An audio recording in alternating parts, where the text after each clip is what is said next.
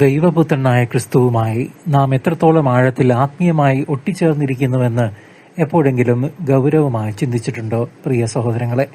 വിശുദ്ധ യോഹന്നാൻ എഴുതിയ സുവിശേഷം 15-ാം അധ്യായം 1 മുതൽ 8 വരെയുള്ള തിരുവചന ഭാഗങ്ങളാണ് ഇന്നത്തെ നമ്മുടെ ചിന്താവിഷയം.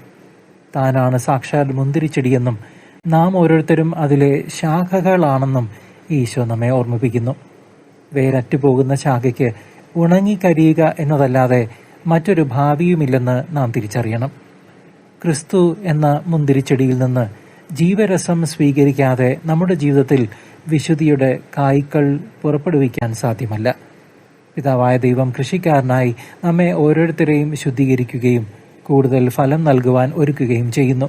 ഓരോ ദിവസവും, ഓരോ നിമിഷവും ക്രിസ്തുവിൽ നിലനിൽക്കുന്നവന്, നിലനിൽക്കുന്നവൾക്ക് മാത്രമാണ് ദൈവഹിതമനുസരിച്ചുള്ള ജീവിതം നയിക്കുവാനും സ്വർഗീയ സന്തോഷം അനുഭവിക്കാനും സാധിക്കുന്നത്. അവിടുത്തെ സ്നേഹത്തിൽ ആഴപ്പെടാൻ ഈ തിരുവചന ഭാഗം നമുക്ക് പ്രേരണയാകട്ടെ. ഫലം നൽകാത്ത ശാഖകൾ വെട്ടിമാറ്റപ്പെടുമെന്ന കർത്താവിന്റെ മുന്നറിയിപ്പ് നാം ഭയത്തോടെയല്ല, മറിച്ച് തിരുത്തലോടെ വേണം ഉൾക്കൊള്ളാൻ.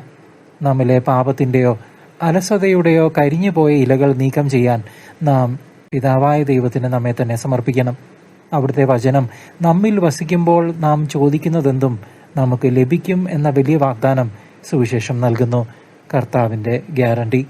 ക്രിസ്തുവിലുള്ള ഗാഢമായ ബന്ധമാണ് ഒരു ശിഷ്യയുടെ ഏറ്റവും വലിയ അടയാളമെന്ന് നാം വിസ്മരിക്കരുത്.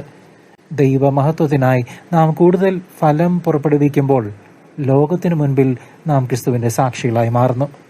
സ്വർഗീയ പിതാവ് തന്റെ കരുണയാൽ നിങ്ങളെയും നിങ്ങളുടെ കുടുംബങ്ങളെയും സമൃദ്ധമായി അനുഗ്രഹിക്കട്ടെ. ആമേൻ. ഈ ചാനലിലെ സുവിശേഷ ചിന്തകൾ മുടങ്ങാതെ ലഭിക്കാനും നൊവേനകൾ, പ്രാർത്ഥനകൾ, വരാനിരിക്കുന്ന പോഡ്കാസ്റ്റ് സീരീസുകൾ എന്നിവയെക്കുറിച്ചുള്ള കൃത്യമായ അറിയിപ്പുകൾക്കായി ദയവായി ഈ ചാനൽ സബ്സ്ക്രൈബ് ചെയ്യുക.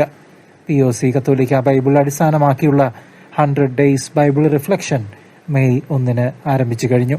ദൈവസ്നേഹത്തെക്കുറിച്ച് കൂടുതൽ പഠിക്കാനും ധ്യാനിക്കാനുമായി ഇന്നത്തെ വീഡിയോ ലിങ്ക് ഡിസ്ക്രിപ്ഷൻ ബോക്സിൽ ലഭ്യമാണ്.